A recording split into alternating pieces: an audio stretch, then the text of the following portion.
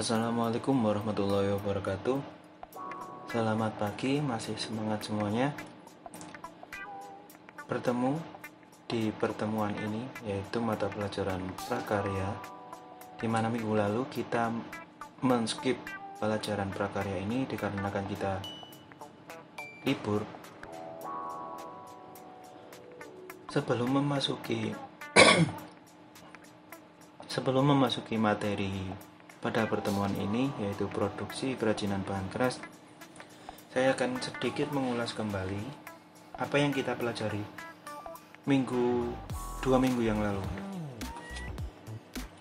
tentang kerajinan bahan keras.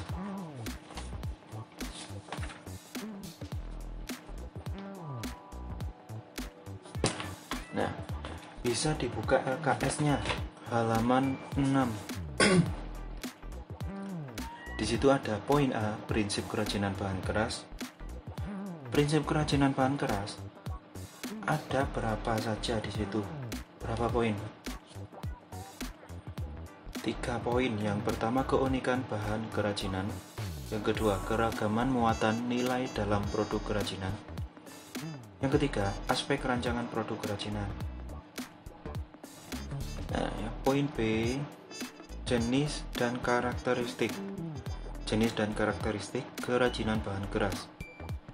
Yang pertama, bahan keras alami. Yang kedua, bahan keras buatan.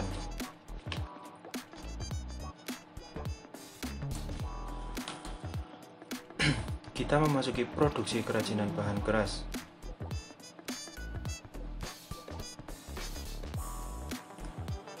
Produksi kerajinan bahan keras. Beragam kerajinan dari bahan keras alam dan buatan diciptakan dan dibuat berdasarkan bentuk dan bahan yang digunakan. Bahan yang digunakan juga dipilih berdasarkan jenis dan karakteristik masing-masing, menggunakan teknik yang bervariasi, mulai dari ukir, pahat, cukil, anyam, potong, sambung, lukis, tiup, pahat, dan lain sebagainya, disesuaikan dengan jenis dan bahan yang digunakan.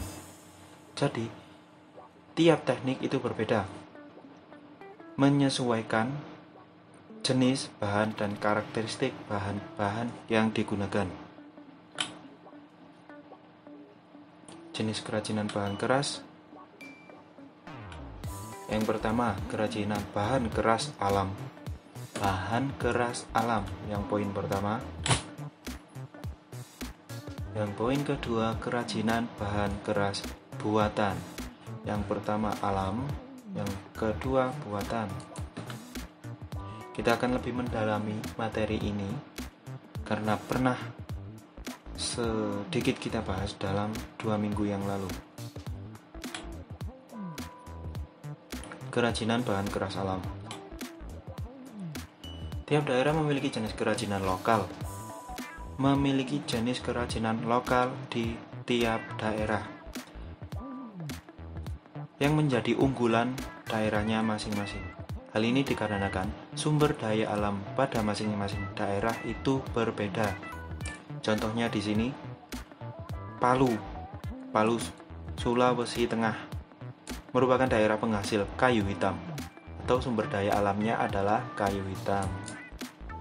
Jadi di daerah Palu atau Sulawesi Tengah itu sumber daya alamnya, penghasilan sumber daya alamnya adalah kayu hitam. Berbeda dengan daerah lain, misal Malang.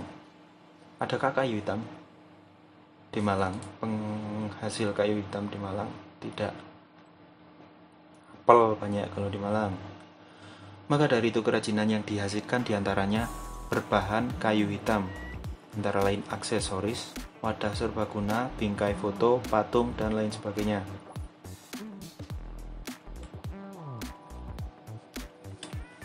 Jenis kerajinan bahan keras alam antara lain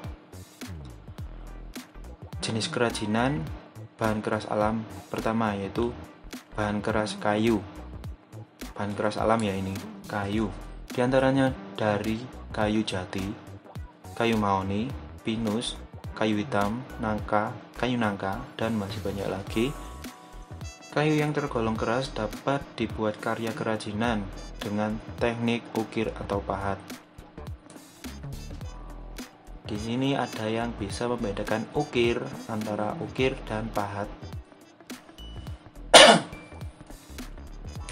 Teknik mengukir itu menggunakan alat ukir seperti pisau ukir yang bentuknya lincip, bentuknya seperti ini.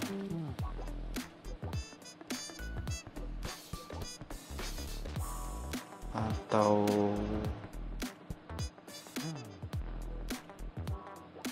gini. Nah, pisau ini khusus, ini gambaran pisau. Pisau ini khusus digunakan untuk mengukir.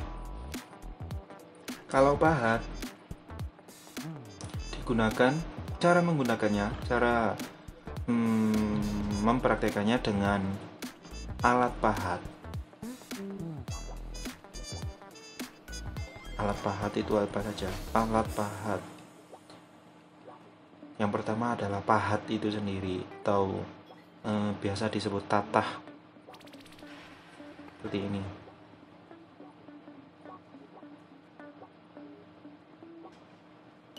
Bukan obeng ya, memang gambarnya seperti obeng sih. Nah, pahat, terus ada palu buat pengetuk pahat tersebut. Jadi diketuk, dipahat sedikit demi sedikit, membentuk ukiran, membentuk hiasan. Nah, kalau ukir tanpa palu, tanpa diketuk, jadi digores-gores menghasilkan kerajinan untuk mengukirnya itu. Kalau alat pahat, ada alat pahatnya, tatah, dan palu buat pengetuk tatahnya. Dari sini jelas jenis bahan keras alam yang kedua adalah kerajinan bahan keras bambu. Bambu yang dipanen dengan benar dan diawetkan merupakan bahan yang kuat, fleksibel, dan murah. Bambu ini lebih murah daripada bahan yang terbuat dari kayu, apalagi kayu jati itu mahal. Yang digunakan sebagai bahan kerajinan pengganti kayu yang langka dan lebih mahal. Kerajinan dari bambu telah digunakan masyarakat di Indonesia mulai dari digunakan sebagai jemuran. Zaman pernah lihat jemuran yang dibuat dari bambu, yang jemuran pakaian itu loh. Apa sih namanya? Nah, gini.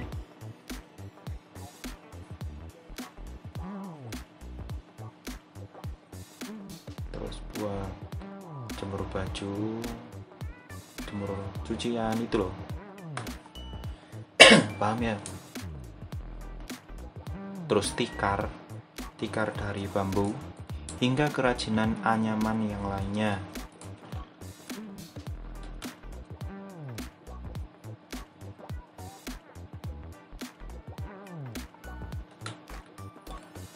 Selanjutnya jenis kerajinan bahan keras alam. Rotan.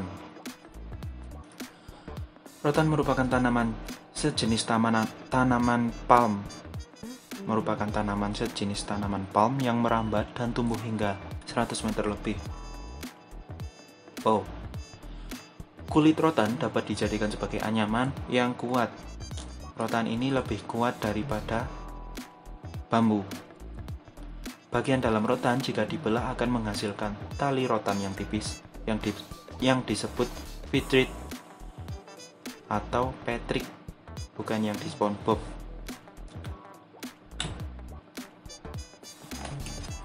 Kerajinan bahan keras buatan. Setelah kita mempelajari kerajinan bahan keras alam, kita masuk ke poin kerajinan bahan keras buatan. Beragam kerajinan yang dibuat dari bahan buatan karena diciptakan dan dibuat berdasarkan bentuk dan bahan yang digunakan.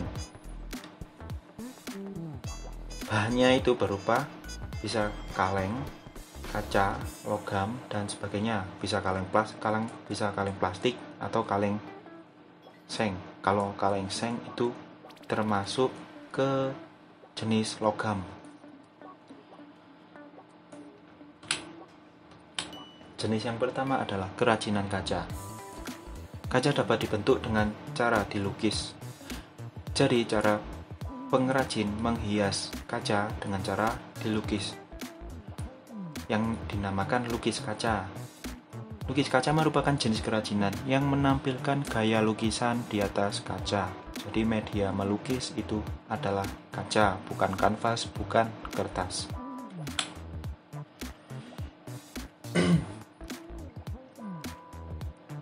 Selanjutnya jenis kerajinan bahan keras buatan logam. Logam ini banyak macamnya ya.